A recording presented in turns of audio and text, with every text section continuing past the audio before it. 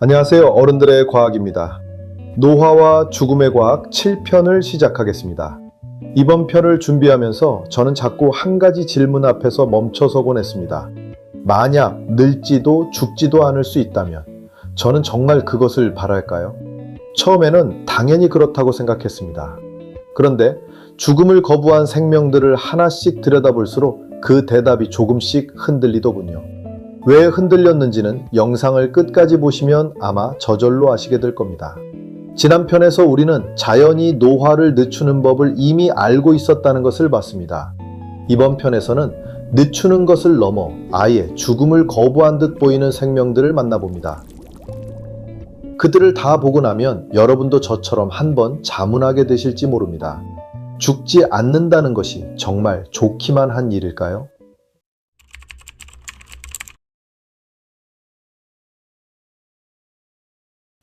여기 늙으면 도리어 젊어지는 생명이 있습니다.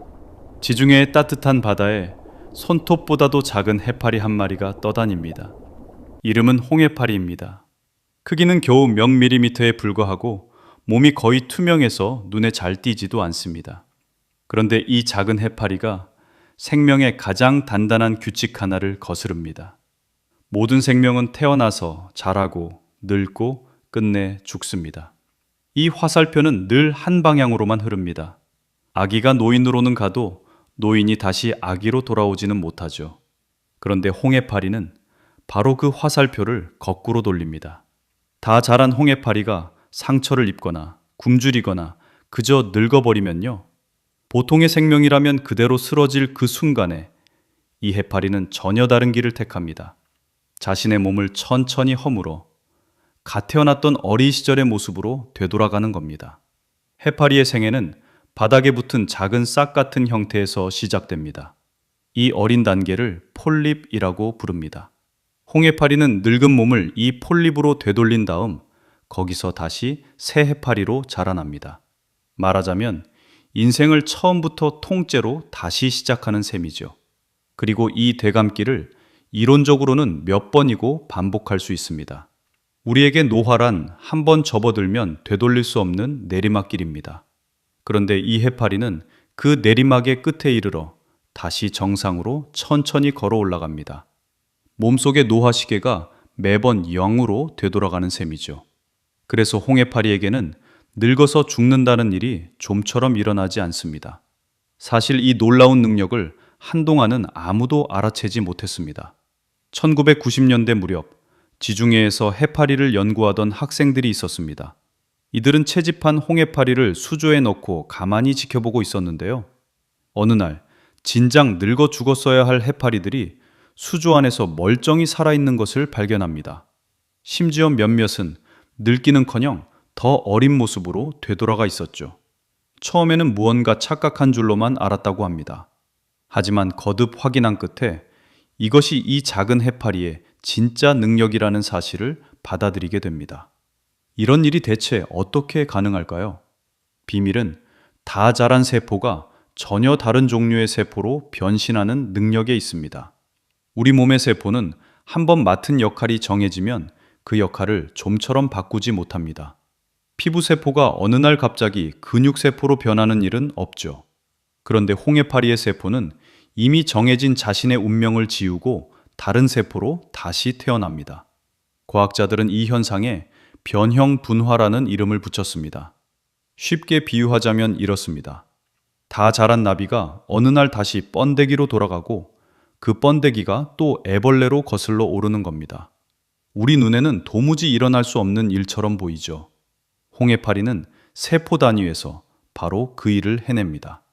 자, 그런데 이쯤에서 한 가지 오해는 바로잡고 가야겠습니다. 홍해파리는 흔히 죽지 않는 해파리라고 불립니다. 하지만 이 말은 딱 절반만 맞습니다. 홍해파리가 피하는 것은 어디까지나 늙어서 맞는 죽음입니다. 바닷속에는 그를 잡아먹는 물고기가 있고 그를 병들게 하는 세균도 있습니다. 실제로 야생의 홍해파리 대부분은 다시 젊어질 기회를 얻기도 전에 이런 이유로 죽습니다. 그러니 홍해파리는 노인이 되면 다시 아기로 돌아가는 시간여행자에 가깝습니다. 다만 사고로는 여전히 죽습니다. 그럼에도 분명한 사실이 하나 있습니다. 노화라는 일방통행길 위에서 적어도 한 생명은 유턴하는 법을 끝내 찾아냈다는 것입니다. 그리고 자연에는 굳이 어려지지 않고도 거의 늙지 않는 생명들이 또 있습니다. 홍해파리가 시간을 거꾸로 돌려 늙음을 피한다면 아예 늙는다는 일 자체가 잘 일어나지 않는 생명도 있습니다. 민물에 사는 작은 생물, 히드라입니다. 길이는 고작 몇 밀리미터, 가느다란 몸에 촉수가 몇 가닥 달린 단순한 모습이죠. 히드라라는 이름은 머리를 잘라도 그 자리에서 새 머리가 돋아났다는 신화 속 괴물에서 따왔습니다. 이름값을 하듯 이 생물은 몸이 잘려나가도 잃어버린 부분을 거뜬히 되살려냅니다. 그 비밀은 히드라의 몸을 가득 채우고 있는 줄기세포에 있습니다.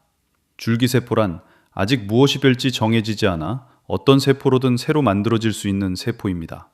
우리 몸에도 줄기세포가 있긴 하지만 특정한 곳에 조금씩 모여 있을 뿐입니다. 그런데 히드라는 온몸 구석구석이 이 줄기세포로 채워져 있습니다. 덕분에 히드라는 낡은 세포를 끊임없이 새 세포로 갈아 끼웁니다. 며칠만 지나면 몸을 이루던 세포가 거의 새 것으로 바뀌어 있을 정도죠. 몸 전체가 한순간도 멈추지 않고 스스로를 새로 고쳐나가는 셈입니다.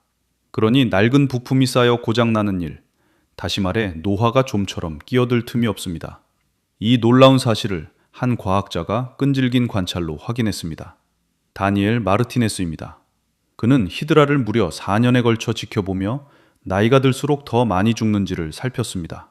보통의 생명은 나이가 들수록 죽을 확률이 가파르게 치솟습니다. 사람도, 쥐도, 초파리도 여기서 예외가 없죠. 그런데 히드라는 달랐습니다. 태어난 지 오래된 히드라나 얼마 되지 않은 히드라나 죽는 비율이 거의 똑같았습니다. 시간이 아무리 흘러도 죽음에 가까워지는 기미가 보이지 않았던 겁니다. 나이를 먹어도 늙지 않는다는 사실을 차가운 숫자가 그대로 보여준 셈입니다. 이것은 결코 작지 않은 발견이었습니다. 그 전까지 과학자들은 노화란 살아있는 모든 것이 피할 수 없는 숙명이라고 여겼습니다. 생명이 있는 것은 반드시 늙는다. 그것이 오랜 상식이었죠. 그런데 히드라는 그 상식에도 또렷한 예외가 있다는 것을 보여주었습니다. 적어도 어떤 생명에게는 늙음이 정해진 운명이 아니었던 겁니다. 물론 히드라도 영원히 사는 것은 아닙니다. 먹이가 떨어지거나 천적에게 잡아먹히거나 사는 환경이 나빠지면 얼마든지 죽습니다. 다만 그저 시간이 흘렀다는 이유만으로는 죽지 않는다는 것이죠. 자, 그런데 지금까지의 이야기보다 더 근본적인 불멸이 우리 눈에 보이지도 않는 곳에 있습니다. 바로 세균입니다.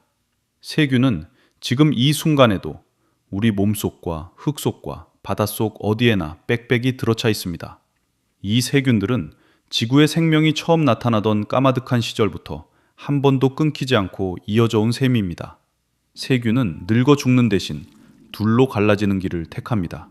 하나의 세균이 한껏 자라다가 몸을 정확히 둘로 나누어 두 마리의 세균이 됩니다. 여기서 묘한 질문이 하나 떠오릅니다. 원래의 세균은 대체 어디로 간 걸까요? 둘로 갈라지면서 사라진 걸까요? 아니면 두 개가 되어 그대로 살아있는 걸까요? 세균에게 한번 물어보고 싶어집니다. 둘로 나뉜 너는 죽은 것이냐? 아니면 둘이 된 것이냐? 어쩌면 세균에게는 우리가 아는 의미의 죽음이 처음부터 없는지도 모릅니다. 자신을 끝없이 둘로 나누며 수십억 년의 세월을 그렇게 이어져 왔으니까요. 그런데 이 물음은 사실 세균만의 것이 아닙니다. 나를 이루던 것이 둘로 나뉘어도 그것이 여전히 나인가 하는 질문은 언젠가 우리 자신에게도 고스란히 되돌아올 물음입니다. 그리고 여기 가장 기묘한 불멸이 있습니다. 한 인간에게서 떨어져 나와 70년이 넘도록 죽지 않고 살아있는 세포입니다. 이야기는 1951년에 미국에서 시작됩니다. 31살의 한 여성이 몸이 좋지 않아 병원을 찾습니다. 이름은 헨리에타 렉스입니다. 5아이의 어머니였던 그녀는 진단 끝에 자궁경부암이라는 통보를 받습니다. 그리고 치료를 받는 과정에서 의료진은 그녀의 종양에서 조직 일부를 떼어냅니다. 그녀에게 따로 묻지도 알리지도 않은 채로 말이죠. 지금이라면 상상하기 어렵지만 그 시절에는 환자에게 동의를 구하는 절차가 자리 잡기 전이었습니다. 떼어낸 세포는 한 연구실로 보내졌습니다. 그때까지 과학자들에게는 풀리지 않는 오랜 골칫거리가 하나 있었습니다. 사람의 세포를 실험실에서 키우려 해도 며칠을 못 버티고 죽어버린다는 것이었죠. 그래서 인간 세포를 가지고 꾸준히 연구하는 일이 좀처럼 가능하지 않았습니다. 그런데 헨리에타 렉스의 세포는 달랐습니다. 죽기는커녕 하루가 다르게 왕성하게 분열하기 시작한 겁니다. 하루가 지나면 2배, 또 하루가 지나면 다시 2배. 세포는 멈출 줄을 모르고 끝없이 불어났습니다. 인류 역사상 처음으로 실험실에서 죽지 않는 인간 세포가 등장한 순간이었습니다. 연구진은 이 세포에 그녀의 이름과 성에서 앞글자를 따 헬라라는 이름을 붙였습니다. 그리고 같은 해 헨리에타 렉스는 암이 온몸으로 퍼져 세상을 떠납니다. 31살, 너무 이른 죽음이었습니다. 그러나 그녀의 몸을 떠난 그 세포는 주인을 잃고도 죽지 않았습니다. 헬라 세포는 곧 전 세계의 실험실로 퍼져나갔습니다. 수많은 과학자가 이 죽지 않는 세포를 받아 온갖 연구에 활용했습니다. 소아마비 백신이 안전한지를 확인하는 데 쓰였고, 암과 바이러스를 파헤치는 데도 쓰였습니다. 유전자의 비밀을 푸는 실험에도, 심지어 우주로 띄워보내는 실험에도 동원됐습니다. 지난 수십 년간 의학이 이뤄낸 진보의 상당 부분이 이 작은 세포에 빚지고 있다고 해도 지나치지 않습니다. 지금 이 순간에도 세계 곳곳의 실험실에서 헬라 세포는 분열을 거듭하고 있습니다. 그동안 만들어진 헬라 세포를 모두 합치면 상상하기 어려울 만큼 어마어마한 양이 됩니다. 자, 그런데 여기서 한 가지 물음이 떠오릅니다. 이 세포는 대체 왜 죽지 않는 걸까요? 그 답은 뜻밖에도 암에 있습니다. 우리는 앞서 정상세포가 분열할 때마다 일종의 시계가 조금씩 달아간다는 것을 보았습니다. 이 시계가 다 다르면 세포는 더 이상 분열하지 못하고 멈춥니다. 세포가 끝없이 늘어나지 못하도록 우리 몸이 걸어둔 안전장치인 셈이죠. 그런데 암세포는 특별한 효소를 되살려 내 이 시계가 닳는 것을 막아버립니다. 분열의 한계가 사라지니 얼마든지 불어날 수 있게 되는 겁니다. 그뿐만이 아닙니다. 손상이 심하면 스스로 죽으라던 명령도, 이제 그만 멈추라는 신호도 암세포는 차례차례 거부합니다. 우리 몸이 세포 하나하나에 걸어둔 안전장치를 모조리 부숴버린 것이죠. 헬라 세포가 죽지 않는 이유가 바로 여기에 있었습니다. 그것은 다름 아닌 모든 제동장치가 풀려버린 암세포였습니다. 그러니 여기서 하나의 서늘한 역설이 성립합니다. 인류가 손에 넣은 죽지 않는 인간 세포란 사실 한 사람의 목숨을 앗아간 바로 그 암이었던 겁니다.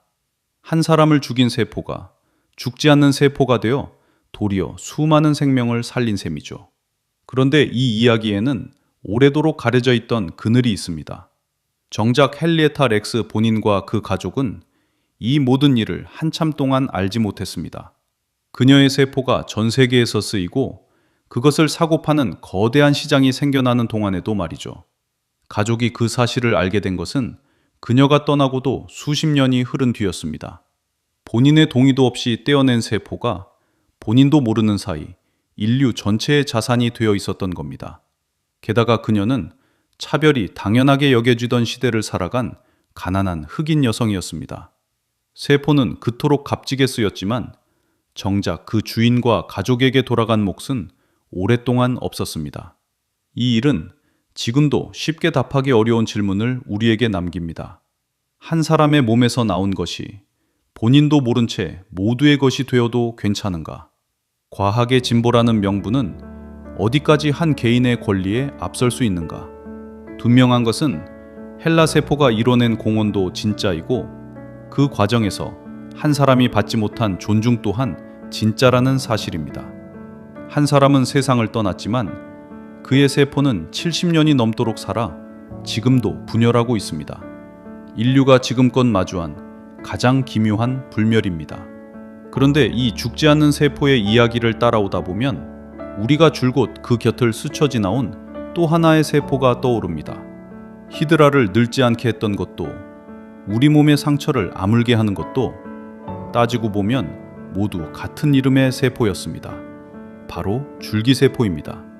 그런데 우리는 정작 이 줄기세포가 무엇인지 제대로 들여다본 적이 없습니다. 이야기는 우리 모두가 한때 단 하나의 세포였다는 사실에서 시작됩니다. 한 개의 수정란, 그 하나가 둘이 넷으로 나뉘기를 거듭해 끝내 수십 조개의 세포로 이루어진 한 사람이 됩니다. 그런데 여기에 묘한 점이 하나 있습니다.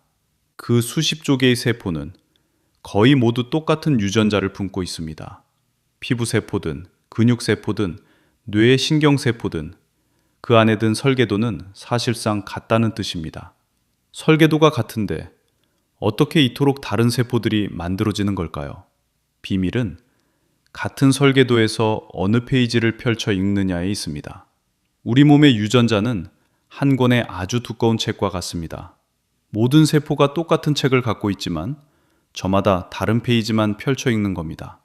피부세포는 피부에 관한 페이지를, 신경세포는 신경에 관한 페이지를 펼치고 나머지는 덮어둡니다. 이렇게 어떤 유전자는 켜고 어떤 유전자는 끄는 방식으로 같은 책에서 전혀 다른 세포가 태어납니다. 그렇다면 줄기세포란 대체 무엇일까요? 줄기세포는 아직 어느 페이지도 확정해 펼치지 않은 세포입니다. 무엇이든 될 수 있도록 모든 가능성을 활짝 열어둔 상태인 거죠. 그래서 줄기세포는 처음부터 종류가 따로 나뉘어 있는 게 아닙니다. 같은 출발선에 선 백지들이 나중에 저마다 다른 길로 갈라지는 것뿐입니다. 자, 그렇다면 가장 신기한 질문이 남습니다. 백지 같은 줄기세포는 자기가 무엇이 될지를 대체 어떻게 정하는 걸까요? 누가 곁에서 너는 피부가 되고 너는 심장이 되라고 일러주는 것도 아닐 텐데 말이죠. 그 답은 뜻밖에도 세포가 놓인 자리에 있습니다. 세포는 자기가 몸의 어디쯤에 자리 잡고 있는지를 읽어내고 그 자리에 맞는 운명을 고릅니다. 이 일은 몸속에 퍼지는 신호물질을 통해 이루어집니다. 몸의 어느 지점에서 신호물질이 흘러나오면 그 근원에 가까울수록 진하고 멀수록 옅어집니다. 세포는 자기 주변에 밴 그 진하기를 가늠해 자신이 머리 쪽인지 꼬리 쪽인지를 짐작합니다. 여기에 바로 옆 세포들이 주고받는 신호까지 더해져 한 세포의 운명이 비로소 정해지는 겁니다. 말하자면 줄기세포는 주변을 끊임없이 살피며 이 자리에서 나는 무엇이 되어야 하는가를 읽어내는 셈이죠. 그리고 한번 운명이 정해지면 그 선택은 좀처럼 되돌릴 수 없게 잠깁니다. 세포는 자신이 펼친 페이지와 버픈 페이지를 일종의 화학적 표시로 단단히 기록해둡니다. 이 표시는 세포가 분열할 때 자식 세포에게도 고스란히 물려집니다. 그래서 피부세포가 분열하면 또 피부세포가, 간세포가 분열하면 또 간세포가 됩니다. 한번 들어선 길을 후손 세포까지 충실히 이어가는 겁니다. 이 정교한 과정을 거쳐 단 하나의 세포는 수백 종류의 전문 세포로 갈라지고 그것들이 빈틈없이 맞물려 한 사람의 몸을 이룹니다. 가만히 생각해 보면 참으로 경이로운 일입니다. 똑같은 책을 손에 쥐고도 어느 페이지를 펼치느냐만으로 누구는 눈이 되고 누구는 심장이 되는 것이니까요. 그렇다면 다 자란 우리 몸에는 이제 줄기세포가 남아있지 않은 걸까요? 그렇지는 않습니다. 어른이 된 몸 곳곳에도 줄기세포는 여전히 남아있습니다. 다만 이들은 배아 시절처럼 무엇이든 될 수 있는 백지가 아닙니다. 이미 갈 길이 어느 정도 정해진 제한된 줄기세포죠. 피를 만드는 줄기세포는 평생 피만 만들고 장의 암벽을 채우는 줄기세포는 장만 새로 채웁니다. 바로 이렇게 길이 정해진 줄기세포들이 닳고 상한 우리 몸을 그때그때 수선해 줍니다. 그런데 바로 이 정교한 갈라짐과 그 한계 속에 우리가 늙어가는 이유 또한 함께 숨어 있습니다. 세포가 한 가지 일에 깊이 전문화된다는 것은 그만큼 다른 무엇이 될 자유를 내려놓는다는 뜻입니다. 피부세포는 평생 피부의 일만 하고 신경세포는 오직 신호를 주고받는 일에만 매달립니다. 저마다 한 가지 일에 통달한 덕분에 우리는 이토록 정교하고 복잡한 몸을 가질 수 있었습니다. 그런데 이 정교함에는 보이지 않는 청구서가 따라붙습니다. 한 가지 일에 굳어버린 세포는 스스로를 자유롭게 새로 만들어내지 못합니다. 그 수선을 도맡는 것이 앞서 본 줄기세포지만 우리 몸의 줄기세포는 그 수가 넉넉하지 않습니다. 게다가 우리가 나이를 먹으면 그 줄기세포마저 수가 줄고 솜씨가 무뎌집니다.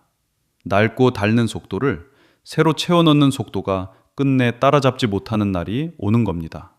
그 순간부터 우리 몸은 조금씩 뒤처지고 우리는 그것을 늙음이라 부릅니다. 그런데 죽음을 거부하던 그 생명들은 바로 이 지점에서 우리와 달랐습니다. 시간을 거꾸로 돌리던 홍해파리는 몸이 더없이 작고 단순했습니다. 늙지 않던 히드라 역시 신경계라 할 것도 거의 없는 단순한 몸이었죠.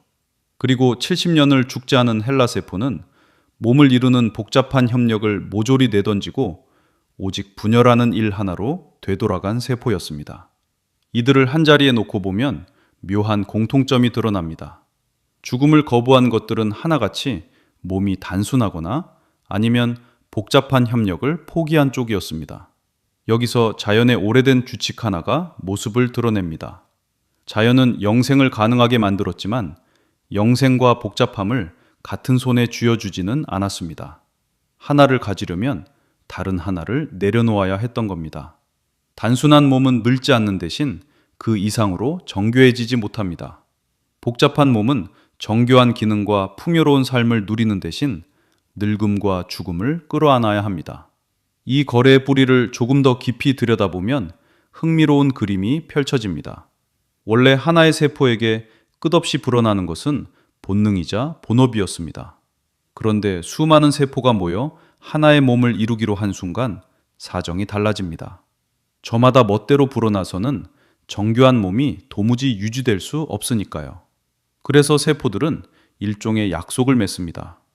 혼자 끝없이 불어나려는 충동을 억누르고 전체를 위해 재분열을 멈추기로 한 겁니다. 심지어 몸에 해가 될 때는 스스로 목숨을 내려놓기까지 하면서 말이죠. 복잡한 생명이란 바로 이 자제와 협력 위에 세워진 것입니다. 그리고 이 약속을 지키기 위해 우리 몸은 세포마다 여러 겹의 안전장치를 걸어두었습니다. 그런데 바로 그 안전장치들이 동시에 우리를 늙게 만드는 원인이기도 합니다. 영생을 틀어막은 그 장치가 노화라는 대가로 되돌아오는 셈이죠.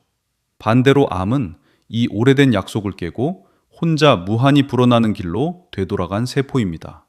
협력을 둥진 그 반란의 끝에서 암세포는 불멸을 거머쥐지만 몸 전체는 끝내 무너집니다.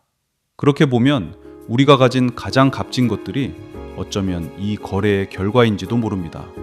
생각하는 뇌, 기억하는 마음, 누군가를 사랑하는 능력. 이 복잡하고 정교한 모든 것을 얻은 대가로 우리는 유한한 수명을 받아들었습니다. 어쩌면 깊은 의식과 끝이 있는 삶은 처음부터 떼어낼 수 없는 한 쌍이었는지도 모릅니다. 그래서 한 가지 질문이 가만히 떠오릅니다. 설령 영원히 사는 길이 열린다 해도 그것이 지금의 나를 기억하는 영생일 수 있을까요? 기억과 마음을 고스란히 지닌 채로의 영생이란 과연 가능한 것일까요? 자연은 끝내 영생과 복잡함을 하나로 합치지 못했습니다. 그것은 자연이 풀지 못하고 남겨둔 오랜 숙제였습니다. 그렇다면 자연이 못한 그 일을 인간은 해낼 수 있을까요? 복잡함도 영생도 둘 다 손에 쥐려는 그 오래된 꿈에 인간은 정말로 도전할 수 있을까요? 영상을 열며 제가 던진 한 가지 질문이 있습니다. 죽지 않는다는 것이 정말 좋기만 한 일일까? 그리고 그 대답이 준비하는 내내 자꾸 흔들렸다고 말씀드렸죠. 이제 왜 그랬는지 조금은 말씀드릴 수 있을 것 같습니다. 죽지 않는 생명들을 하나하나 들여다보면서 하나의 사실이 거듭 눈에 들어왔습니다.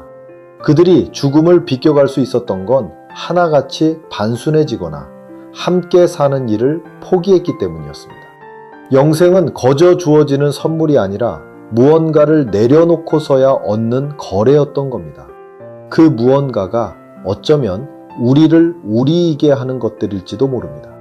생각하고 기억하고 누군가를 사랑하는 마음.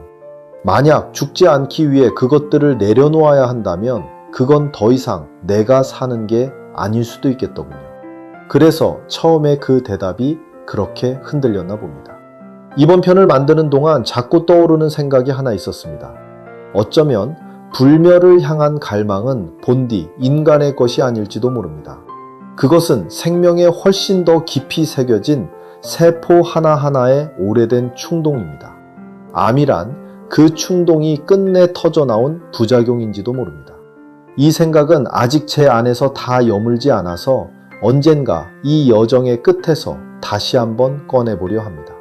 자연은 영생과 복잡함을 끝내 한 손에 쥐어주지 않았습니다. 그렇다면 자연이 못한 그 일을 인간은 해낼 수 있을까요? 그 거대한 물음에 답하기 위해 인류는 우선 가장 작은 한 걸음부터 내딛고 있습니다.